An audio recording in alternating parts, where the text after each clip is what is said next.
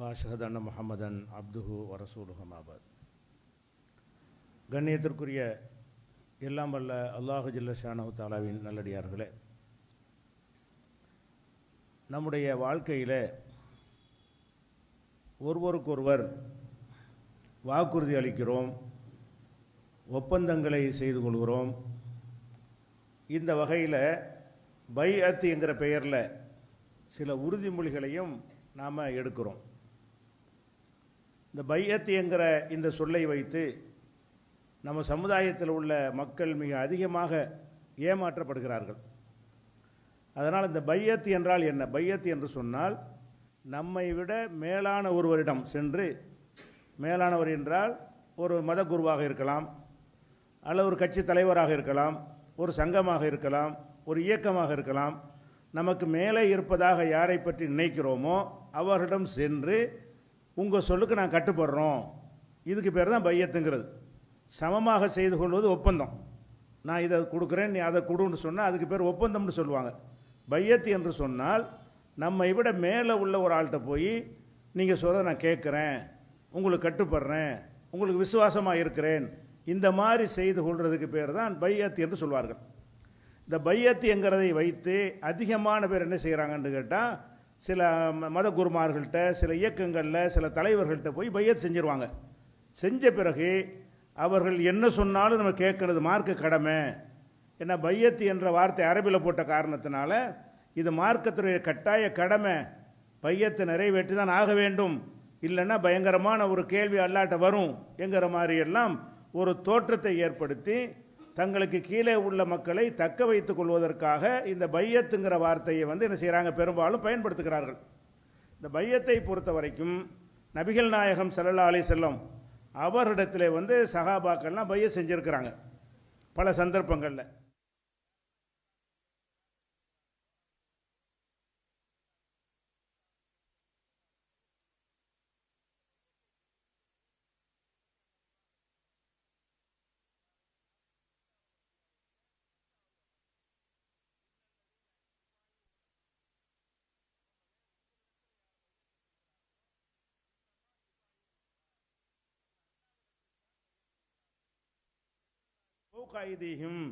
அவர்களுடைய கைக்கு மேலே அல்லாஹ்வுடைய கை இருக்கிறது. பையத் செய்வது கை வைப்பாங்க.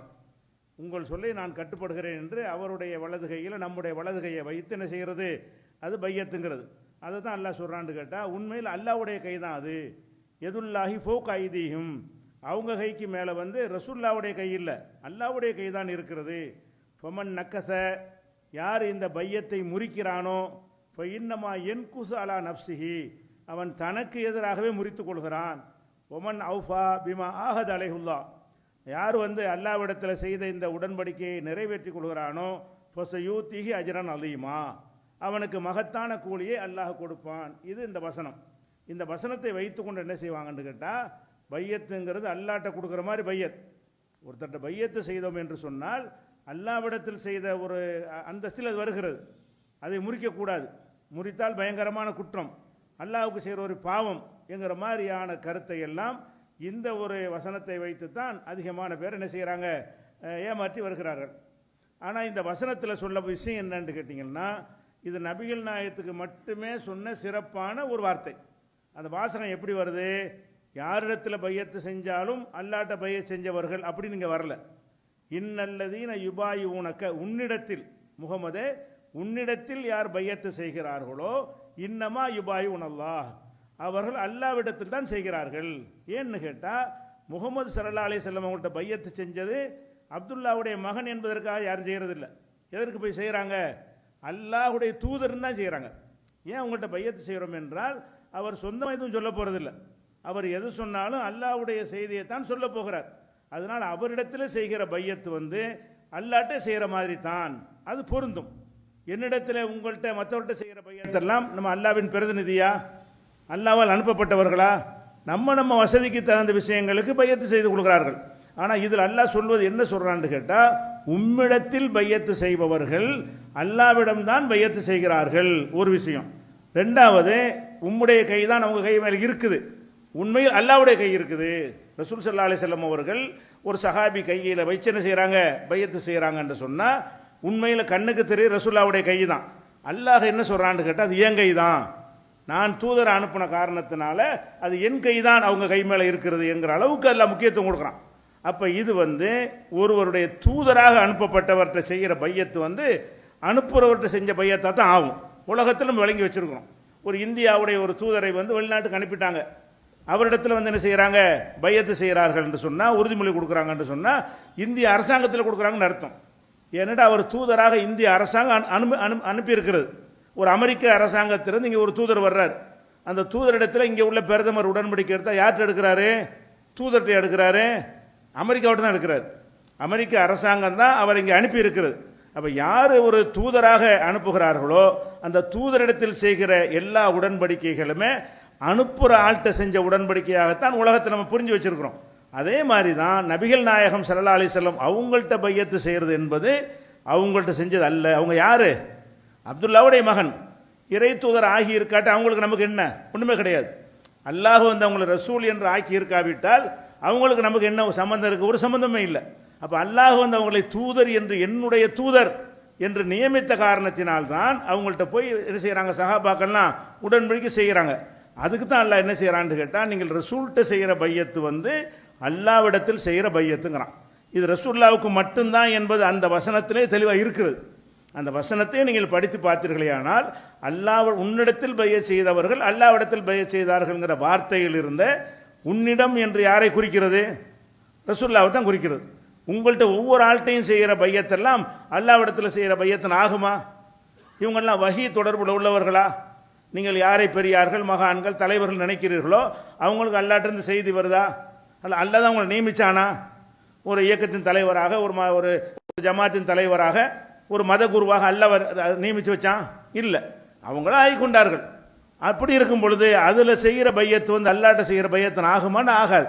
இதை விளங்காமல் என்ன செய்கிறாங்கன்னு கேட்டால், அந்த பையத்துங்கிற பேரில் நிறைய பேர் என்ன செய்கிறாங்க, சிக்கிடுறாங்க. ஆகா, பையத் செஞ்சு கொடுத்துட்டோம். எந்த அளவுக்கு சிக்கிறாங்கன்னு கேட்டால், அவர்கள் தவறான ஒரு விஷயத்தை ஏவினாலும் என்ன செய்யணும், கட்டுப்படணும். இந்த தரிகா முரீதுங்கிற பேரில் உள்ளதெல்லாம் அந்த பிறகு விளக்கும் அதை பற்றி என்கிற அளவுக்கு அவங்க இணைஞ்சிருக்கிறாங்க. இந்த பையத்துங்கிற வார்த்தையை வைத்து அதிகமான பேர் மூளை செலவை செய்யப்பட்டு விடுகிறார்கள். அப்போ பையத்து என்று நமக்கு மேலே உள்ள நிலையில் உள்ள ஒருத்தட்ட பையத்து செய்வது என்பதற்கு மார்க்கத்தில் எந்த ஒரு அந்தஸ்தும் கிடையாது. அல்லாஹ்வுடைய ரசூல்கிட்ட செய்கிறதுக்கு மட்டும்தான் மார்க் அந்தஸ்து இருக்கிறது. மற்றவங்கள்ட்ட நீ உறுதிமொழி கொடுக்கலாம், சாதாரண ஒரு உறுதிமொழி மாதிரி கொடுக்குறீங்க.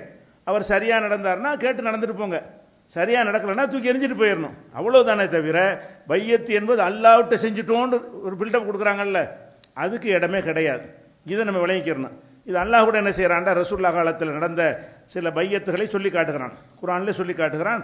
60வது அத்தியாயத்தில் 12வது வசனம், யா அய்யுஹன் நபியு, நபியே, இதா ஜாஅக்கல் மூமினாத்து, மூமினான பெண்கள் உங்களிடத்தில் வந்து யுபாயினக, உங்கள்கிட்ட பையத்து செய்ய உறுதிமொழி கொடுக்க வருவார்களே என்று சொன்னால், எதற்கெல்லாம் உறுதிமொழி கொடுப்பாங்க? அலா அல்லாஹ் யுஷ்ரிக்ன பில்லாஹ், நாங்கள் அல்லாஹ்வுக்கு ஏற்பிக்க மாட்டோம். பெண்கள் வருவாங்க, இஸ்லாத்தை ஏற்றுக்கொள்வதற்காக வருவார்கள், வந்து உறுதிமொழி கொடுப்பாங்க. என்னென்னு கொடுப்பாங்க? அல்லாஹ் யுஷ்ரிக்ன பில்லாஹ், அல்லாஹ்வுக்கு இணை கற்பிக்க மாட்டோம் செய்யான் எதையும், ஒன்று. ரெண்டாவது, வலா யஸ்ரிக்ன, நாங்கள் திருட மாட்டோம் என்று பெண்கள் உறுதிமொழி கொடுப்பார்கள். வலா யஸ்னீன, நாங்கள் விபச்சாரம் புரிய மாட்டோம் என்று பெண்கள் உறுதிமொழி கொடுப்பார்கள். வலா யக்குத்துல்ன அவுலாதஹுன்ன, தங்களுடைய பிள்ளைகளை, நாங்கள் பெற்ற பிள்ளைகளை கொல்ல மாட்டோம். அது கொல்ற வழக்கம் இருந்துச்சு. பெண் குழந்தையாக இருந்தால் உசுரோடு கொன்று விடுவார்கள். அந்த ஒரு கொடுமை இருந்ததுனால அதையும் உறுதிமொழி ஆக்குறாங்க. இல்லை யார் கொல்ல போகிற பிள்ளையை கொல்லக்கூடியவர்களாக இருந்தார்கள். வலா யக்குத்துல்ன அவுலாதஹுன்ன, தங்கள் பிள்ளைகளை கொல்ல மாட்டோம் என்று உடன்படிக்கை எடுக்க வருகிறார்கள். வலா யத்தீன பி புஹ்தானின் எஃப்தரீனஹு பைன ஐதிஹின்ன வர்ஜில்ஹின்ன, அவர்கள் தங்களுக்கு முன்னும் பின்னும் அவதூறுகளை உண்டாக்கி அடுத்தவர் மீது நாங்கள் பரப்ப மாட்டோம் என்று உடன்படிக்கை எடுக்கிறார்கள்.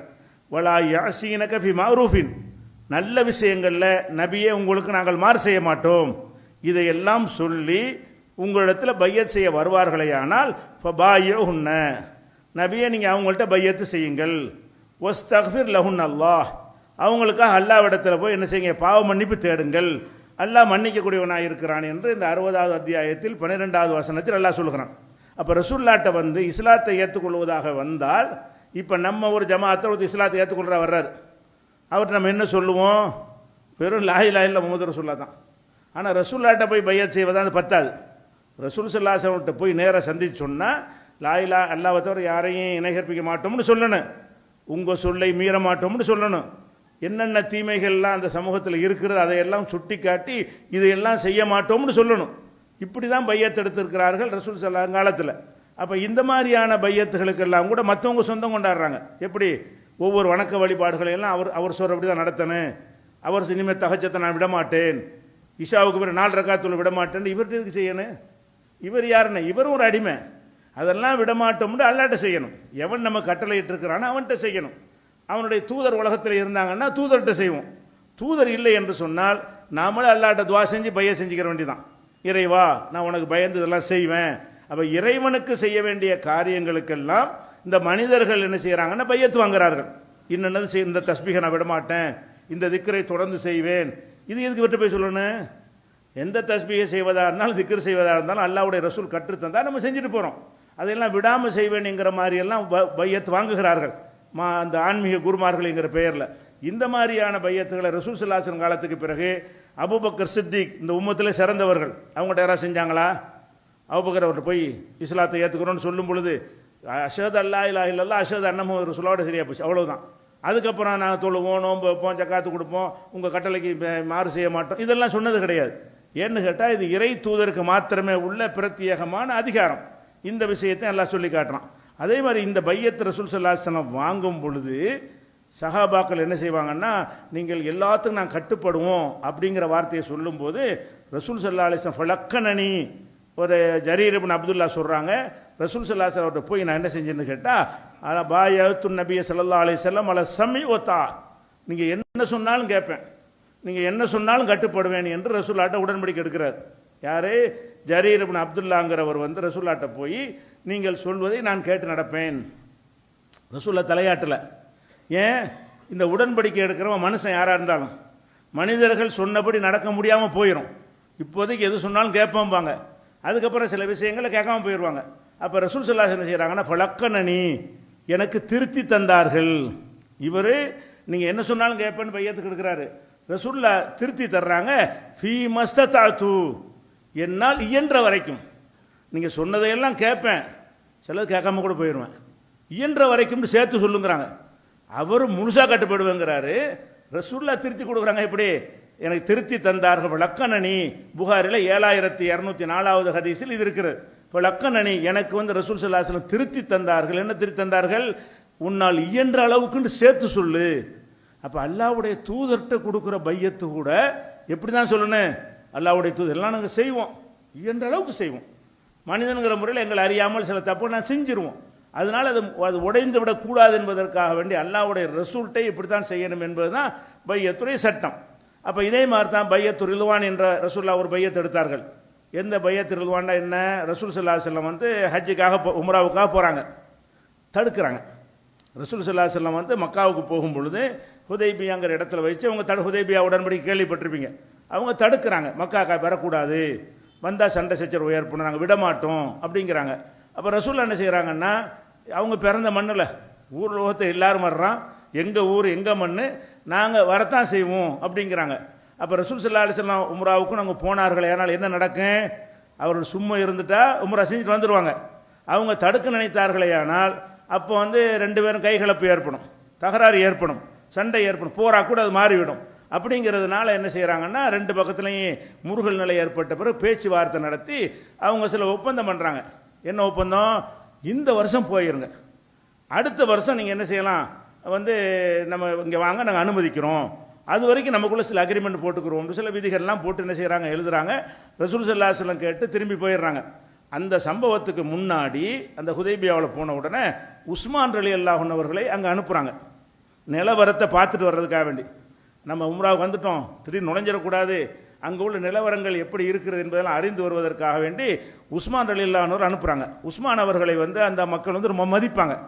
இருக்கிற ரசூலுல்லாஹ்வுடைய தோழர்கள்லையே மக்கா காஃபிர்கள் ரொம்ப கண்ணியமாக யாரை பார்ப்பாங்க, ஒரு அப்பாவி மாதிரி இருப்பார். உஸ்மான் ரலியல்லாஹு அன்ஹு எல்லாருக்கும் பிடிக்கும். அந்த மாதிரி ஒரு ஆளாக இருந்ததுனால அவர் அனுப்பி வைக்கிறாங்க. அனுப்பி வச்சால் காணாம். போனால் இவ்வளோ நேரத்தில் வரணும்னு ஒரு கணக்கு இருக்கும்ல, அந்த டயத்தில் வரல. இங்கே ஒரே பதட்டம் ஏற்படுகிறது. என்ன போனால காணாமன்ட்டு பதட்டம் ஏற்படுகிறது. அப்போ ரசூல் ஸல்லல்லாஹு அலைஹி வஸல்லம் செய்கிறாங்கன்னா, அவரை கொண்டுட்டாங்க போல இருக்குது, அனுப்புனாலும் இவ்வளோ நேரம் ஆகி வரலன்னு சொன்னால் ஒரு நாளில் வரல 2 நாள் வரலன்னு நினைப்போம். அது எதிரிகள் பகுதிக்கு போய் வரலன்னு சொன்ன முருகல் இருக்குது, பயங்கரமாக டென்ஷனில் அவங்க இருக்கிறாங்க, அந்த நேரத்தில் போய் திருப்பி வரவில்லை என்று சொன்னால் உஸ்மான் வந்து கொல்லப்பட்டுட்டாருங்கிற மாதிரி ஒரு நிலை வருது.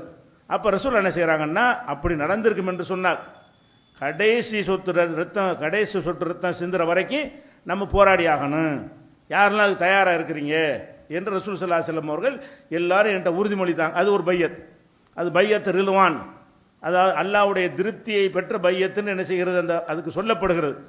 ஏன் சொல்லப்படுதுன்னு கேட்டால், அல்லாஹ்வே திருக்குர்ஆனில் அந்த பையத்தை பற்றி சொல்லி லக்கத் ரலியல்லாஹு அனில் முஃமினீன, இந்த மூமின்களை அல்லாஹ் பொருந்தி கொண்டான். எந்த மூமின்கள்?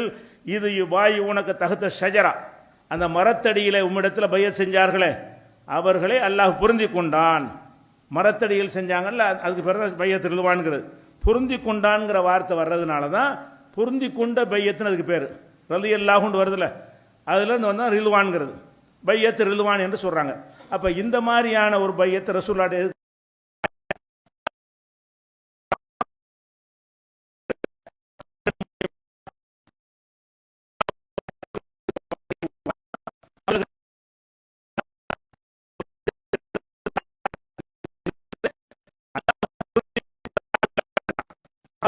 வந்து பையத் ரில்வானில் கலந்து கலந்து கொண்டவர்களை சிறந்தவர்களாக பார்ப்பாங்க. அதே மாதிரி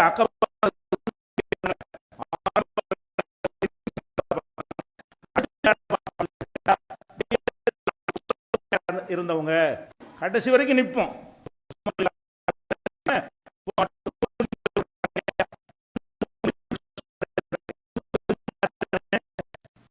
ரிசல்ட் தான் எடுக்கணும். உசுரை கொடுப்போம், யாருக்கான உசுரெல்லாம் கொடுத்துட முடியாது. அந்த மாதிரியான விஷயம் 48வது அத்தியாயத்தில் 18வது வசனத்தில் அல்லாஹ் சொல்லி காட்டுகிறான். இது ஒரு வகையான உடன்படிக்கை இருக்கிறது. சரி, இந்த உடன்படிக்கை எடுத்துட்டோம், ரசூலுல்லாஹ்ட்ட உடன்படிக்கை எடுத்துட்டோம். ரசூலுல்லாஹ்ட்ட உடன்படிக்கை எடுத்துட்டு அது மீறினா என்ன ஆகுறது? மீறலாமா? ரசூலுல்லாஹ்ட்ட என்ன செய்யறது? நான் இந்த மாதிரி நடந்து கொள்கிறேன் அப்படின்னு ரசூல் ஸல்லல்லாஹு அலைஹி வஸல்லம் முன்னாடி வந்து ஒருத்தர் உறுதிமொழி பண்ணிட்டார். உறுதிமொழி பண்ண பிறகு அவருக்கு செய்ய முடியலை. இந்த குர்பானியை கொடுப்பேன், இத்தனை ரக்கா தொழுவேன், அல்லது நோன்பு நோற்பேன், இது அல்லாஹ் மேலே சத்தியம் அப்படின்னு நேர்ச்சை செய்கிறான், சத்தியம் செய்கிறான். ரெண்டுமே அல்லாஹ்ட்ட செய்கிற உடன்படிக்கை. நேர்ச்சை வைக்கிறதும் அல்லாஹ்ட்ட செய்கிற உடன்படிக்கை, சத்தியமாக செய்வேன்னு சொல்லுறோமே அதுவும் அல்லாஹ்ட்ட செய்கிற உடன்படிக்கை. இந்த உடன்படிக்கை அல்லாஹ்ட்ட செஞ்சிட்டோம்ல, செஞ்ச பிறகு அதை நிறைவேற்றுற சக்தி நமக்கு இருக்கலாம், இல்லாமல் போயிடலாம். நான் 1 லட்ச ரூபா தர்றேன்னு சக்தி செய்ய முடியாது. அப்போ அல்லாவின் மீது நேர்ச்சை செய்து அல்லாஹ் மேலே சத்தியம் செஞ்ச பிறகு கூட முறிக்க வேண்டி வந்தால் அதுக்கு ரசூலுல்லாஹ் என்ன ஒரு வழிகாட்டுறாங்கன்னு கேட்டால், ரசூலுல்லாஹ் சொல்கிறாங்க, லா அஹ்லிஃபு அலா யமீனின், நான் ஒரு சத்தியம் செய்தால், ரசூலுல்லாஹ் நமக்கு சொல்கிறாங்க, நான் ஒரு சத்தியம் செய்து விட்டு ஃபாரா கைரஹா கைரமின்ஹா, வேறு காரியத்தை அதை விட சிறந்தது என்று நான் கருதினால், இல்லா அத்தைத்துள்ளது கைருமின்ஹா, அந்த சத்தியத்தை நானே முறிச்சு விட்டு, அல்லாட்ட தான் செஞ்சேன், அந்த சத்தியத்தை முறித்து விட்டு எது சிறந்ததோ அதை நான் செய்து விடுவேன். இப்போ ரசூலுல்லாஹ் அல்லாஹ்ட்ட செய்கிற உடன்படிக்கை கூட என்ன செய்யணும்? நல்ல காரியமாக இருந்தால் செய்யலாம், இல்லை இதை விட நல்ல காரியம் நமக்கு தெரிகிறது. ஒரு 100 ரூபா ஒரு காரியத்தை கொடுக்குறா, அல்லாஹ்ட்ட சத்தியம் பண்ணிட்டீங்க, பிறகு பார்க்குறீங்க ஒரு இன்னொருத்தருக்கு 1000 ரூபா கொடுக்கலாம்னு நினைக்கிறீங்க, தொகை அதிகமாக இருக்கிறது, ஆனால் அது முக்கியமான தேவை உள்ளவராக இருக்கிறார். அப்போ இதை விட்டுட்டு அது கொடுத்துடலாம். நம்ம அல்லாட்ட தானே சத்தியம் செஞ்சு பார்க்கக்கூடாது, சத்தியம் செஞ்சாலும் அதை முறித்து விட்டு அதுக்கு பரிகாரம் செய்து விட்டு சிறந்ததை செய்து விட வேண்டும். அப்போ அல்லாவிடத்தில் சத்தியமோ நேர்ச்சியோ செய்தால் கூட அது அப்படியே நிறைவேற்றணும் என்பதை விட எப்படி பார்க்கணும்? இப்படி நம்ம செஞ்சிட்டோம், ஒரு அவசரப்பட்டு செஞ்சிட்டோம், இருந்தாலும் இந்த பணத்தை இதை விட அது கொடுக்கலாமே, இதை விட அந்த காரியம் செய்யலாமே அப்படின்னு நமக்கு நினைப்பு வந்தால், உண்மையாகவும் இது இருந்தால், அப்போ நம்ம என்ன செய்யணும்? இது அல்லாட்ட செஞ்ச சத்தியத்தை தனியாக வைத்து விட்டு அதை விட நல்ல காரியத்தை கொடுத்துட வேண்டியது. அதில் சத்தியம் பண்ணி முறிக்கிறோம்ல, அல்ல மேலே சத்தியமாக சொன்னோம்ல, அதுக்கு பரிகாரமாக நம்ம 10 ஏழைக்கு உணவு உடை கொடுக்கணும், அது மாதிரியான ஒரு நோன்பு வைக்க வேண்டும். அதுக்கு சக்தி இல்லைன்னு சொன்னால் 3 நாளைக்கு நோன்பு வைக்க வேண்டும்னு ஒரு பரிகாரம் இருக்குது. அந்த பரிகாரத்தையும் செய்து விட வேண்டும், சிறந்ததை நோக்கி போய்விட வேண்டும் என்று ரசூல் ஸல்லல்லாஹு அலைஹி வஸல்லம் அவர்கள் வழிகாட்டி இருக்கிறார்கள். இது புகாரில் 4385வது ஹதீஸில் இருக்கிறது. அதே மாதிரி இது ரசூலுல்லாஹ் செஞ்சாங்கன்னு வருது, நமக்கு அப்படி கட்டளையும் போட்டாங்க. ரசூலுல்லாஹ் தான் அப்படி செஞ்சாங்கன்னு இல்லை, உங்களுக்கு அந்த கட்டளை இருக்கிறது. எப்படி இருக்கிறது? ரசூல் ஸல்லல்லாஹு அலைஹி சொல்கிறாங்க, அப்துர் ரஹ்மான் சமுராங்கிற ஒரு சஹாபி அழைத்து சொல்கிறாங்க, யா சமுரா லா தஸலில் இமாரா, இந்த தலைமை பதவி இருக்குல்ல அது கேட்காத. பதவியை கேட்டு போகிறோம்ல, மக்கள்கிட்ட கேட்குறாங்க இல்லையா, பதவியை கேட்காத. இப்போ இன்ன கையின் ஊத்தி தகான் மசாலத்தின் உக்கீல் தேலிகா, இப்படி கேட்டு உன்னிடத்துல தரப்படுமையானால் அதை ஓந்தலில் அல்ல கட்டிடுவான். அல்லாவுடைய ஹெல்ப் உனக்கு கிடைக்காது. ஒயின் ஊத்தி தகா மின்கைரி மசாலத்தின், நீ கேட்காமல் அந்த பொறுப்பு உனக்கு தரப்படும் என்று சொன்னால் ஒயின் தலைகா, அதற்கு நீ உதவி செய்யப்படுவாய். இது ஒரு விஷயம். அடுத்து சொல்றாங்க, வைதா ஹலப்த அலா யமீனின், நீ ஒரு சத்தியத்தை செய்து ஃபரைத கைரஹா கைரமின்ஹா, வேற காரியத்தை சிறந்தது என்று கருதினால், ஒன்றை சத்தியம் செய்து விடுகிறாய், வேற காரியம்தான் சிறந்தது என்று உனக்கு தெரிகிறது. அப்படி தெரிந்தால் கஃபீரன் யமீனிக்க, சத்தியத்தை முறிச்சிரு, அது கஃபாரா கொடுத்துரு, பரிகாரம் கொடுத்து விடு.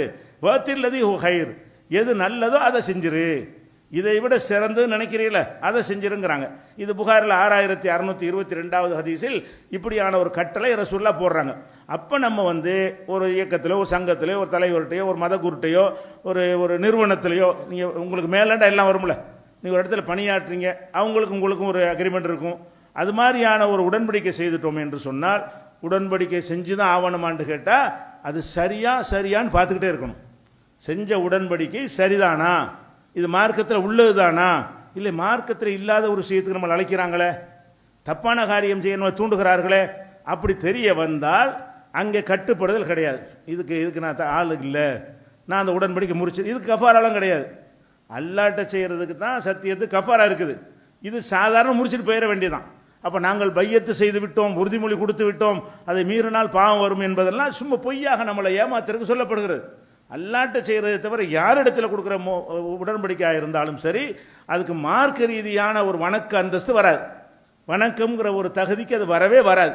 இதை நம்ம என்ன செய்யணும், விளங்கி கொள்ள வேண்டும். அதே மாதிரி இன்னும் சொல்ல போனால் சில பேர் இருக்கிறாங்க, நாமெல்லாம் சாதாரண ஆட்கள், அவங்கெல்லாம் பண்பட்ட ஆட்கள், ஷேகுமார்கள், பெரியார்கள், அவங்கெல்லாம் உள்ளத்தை பக்குவப்படுத்தின ஆட்கள். நம்ம இறைவனை ஒன்றி வணங்க முடியலை, அவர்கள்லாம் ஒன்றி வணங்கக்கூடியவர்களாக இருக்கிறார்கள். நமக்கு தொழுவும்போது பல விதமான எண்ணங்கள்லாம் வருகிறது, அலட்சியமாக இருக்கிறோம், சில தப்புகள்லாம் செய்கிறோம், இதை நம்ம மீற முடியல அப்படின்னு சொன்னால் அந்த பெரியார்கள்ட்ட போய் அவங்கள்ட்ட நீங்கள் சொல்லக்கூடிய வழியில் நடக்கிறேன், என்னை பக்குவப்படுத்துங்கன்னு ஒப்படைக்கணுமா. அந்த பெரியார்கள்ட்ட ஷேகு முரீதுங்கிறாங்கள தான், பெரியார்கள்ட்ட போய் அதுக்கெல்லாம் இதான் ஆதாரம். பையத்து ரசூல்லாட்ட பையத் செஞ்சாங்கல்ல, ரசூல்லாட்ட செஞ்ச பையத்தை வைத்துக்கொண்டு அந்த பெரியார்கள்ட்ட போகிறாங்க.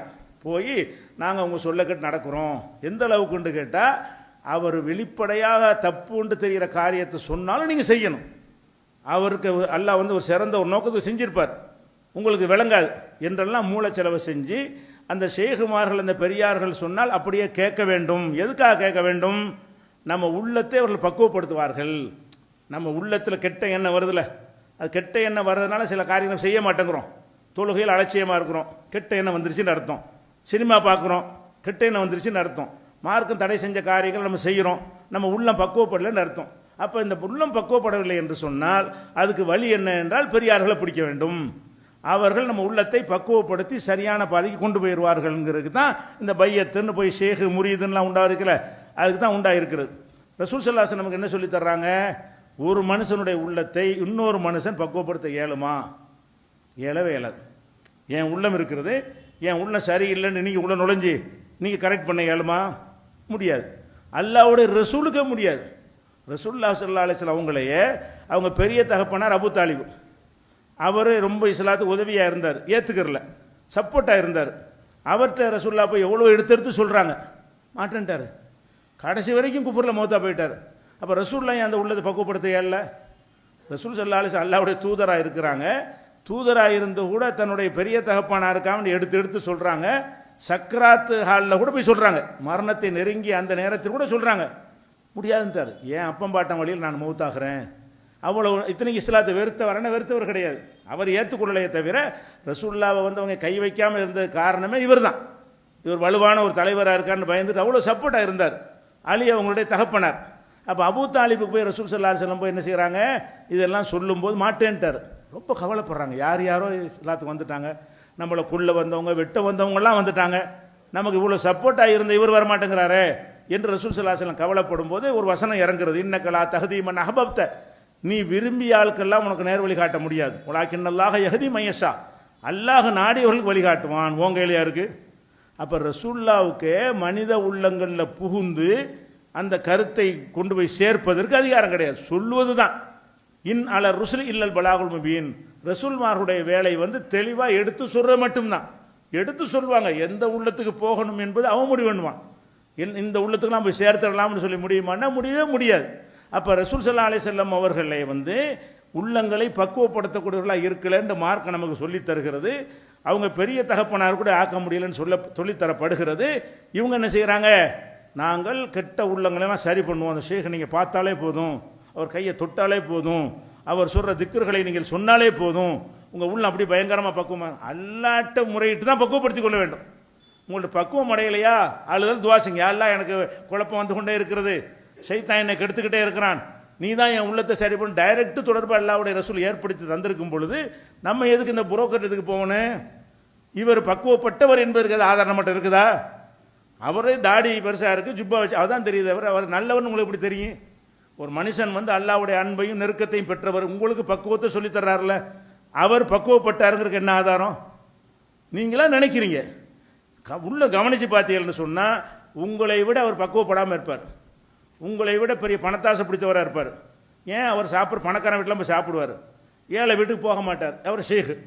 ஏன் போய் ஏழை வீட்டுக்கு நீ போக மாட்டேங்கிற, கோடி ஒன்று சீடர்கள்லாம் கோடி சொன்னா தான் இருப்பாங்க. அப்போ என்ன வழங்குது, நீ பக்குவப்படக்கான ஒன்றும் இந்த உலகம் அற்பமானதுங்கிற விஷயத்தை நீ கற்றுக்கிறக்கானா எங்களை பக்குவப்படுத்த போறியான்னு கேட்கணுமா இல்லையா?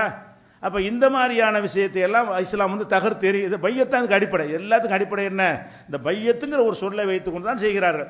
இது பையத்து குறித்து இன்னும் பல விஷயங்கள் இருக்கு, இன்ஷா அல்லாஹ் அது அடுத்தடுத்த வாரங்களில் பார்க்கலாம்.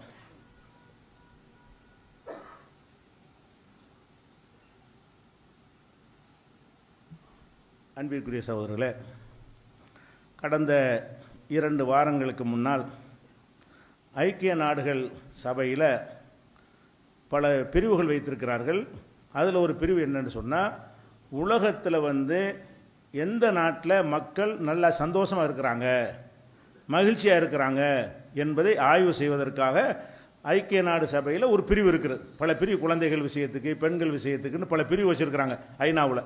அதில் ஒரு பிரிவு என்னென்னு சொன்னால், மக்கள் சந்தோஷமாக இருக்கிற நாடுகள் எதுன்னு என்ன செய்கிறாங்க, 149 நாடுகள் எடுத்து அந்த 149 நாடுகளுக்கும் பிரதிநிதிகளை அனுப்பி அங்கே உள்ள மக்கள்கிட்ட கேட்டு அவங்க வாழ்க்கை முறையை அறிந்து சந்தோஷமாக இருக்கிறாங்களா அப்படிங்கிறத கண்டுபிடிப்பதற்காக வேண்டி ஒரு ஆய்வு நடத்தி அந்த அறிக்கையை வெளியிட்டிருக்காங்க. மொத்தம் எடுத்து 149 நாடுகள். என்னென்ன அளவுகோலை வைக்கிறாங்கன்னு கேட்டால், அவங்கள்ட்ட தனி மனித சுதந்திரம் இருந்தால் சந்தோஷமாக இருப்பான்ல, நமக்கு சுதந்திரம் இல்லை, அடகு பேச கருத்து சொல்ல முடியலை அப்படின்னா விருப்பம் போயிடும். அப்போ எதையெல்லாம் அளவுகோலை கொள்கிறாங்கன்னு கேட்டால், உங்களுக்கு இந்த நாட்டில் சுதந்திரம் இருக்குதா, உங்களுக்கு உங்கள் கருத்தை சொல்ல முடியுதா, உங்களுக்கு சமமான உரிமை கிடைக்குதா, அதே மாதிரி நாட்டில் உள்ள உற்பத்தி எல்லாமே இறக்குமதியாக போச்சுன்னு வைங்களேன், சொந்த நாட்டுக்காரங்க வேலை இருக்காது. நம்ம நாட்டில் உற்பத்தி ஆனால் தான் நம்ம நாட்டில் அந்த உற்பத்தி செய்யக்கூடியவங்க சந்தோஷமாக இருப்பாங்க.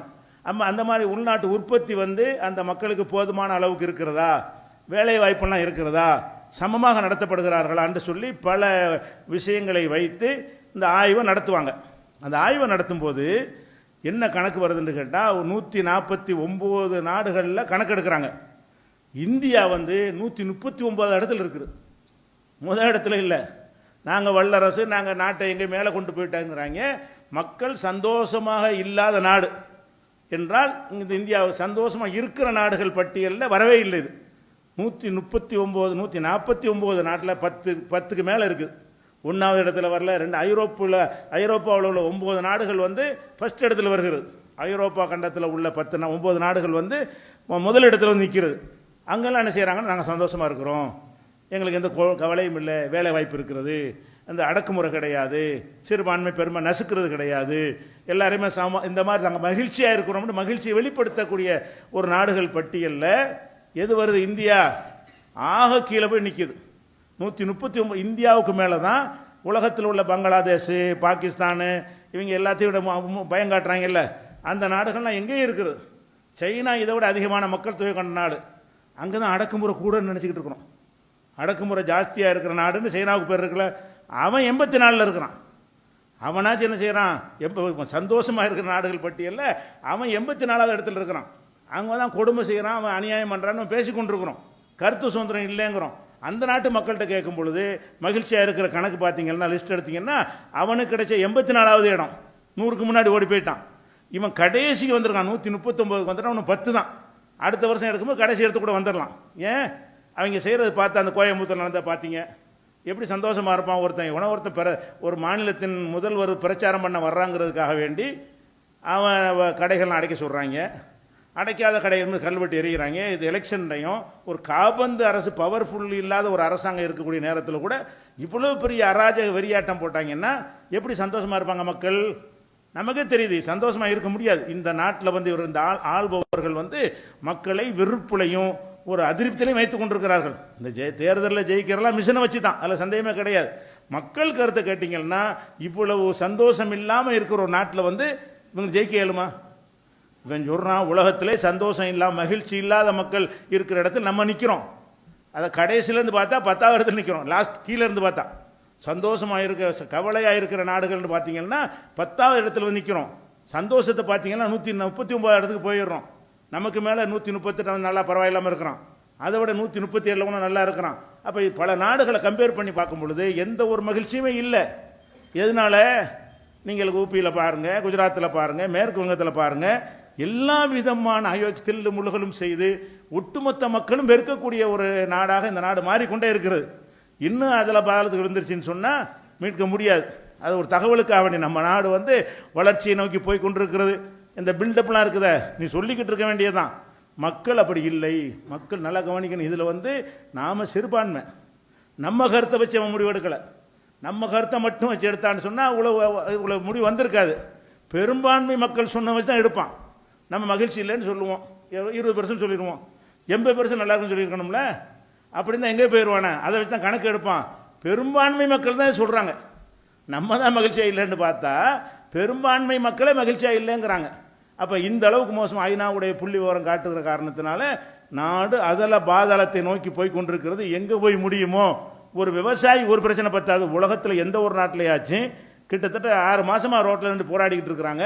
ஒரு சின்ன ஒரு கோரிக்கை, எங்கள் விவசாய பொருளை நாங்கள் தான் விலை நிர்ணயிக்கணும்னு சொல்லி ஒரு கோரிக்கை வைக்கிறாங்க. இந்த பொய்யான திருத்தத்தை வந்து மாற்றுங்கிறாங்க. அதுக்கு காது கொடுக்க மாட்டேங்கிறானே, பணியில் செத்து மடிஞ்சிக்கிட்டு இருக்கிறாங்களே. அப்போ இவ்வளோ எப்படி மகிழ்ச்சியாக இருப்பாங்க? அப்போ ஒட்டுமொத்த மக்களும் வெறுக்கக்கூடிய ஒரு நாடாக, கவலையில் ஆழ்ந்திருக்கக்கூடிய நாடாக நம்ம நாட்டை ஆக்கி விட்டார்கள் என்பதை ஒரு தகவலாக பதிவு செய்து கொள்கிறேன். அஸ்ஸலாமு அலைக்கும்.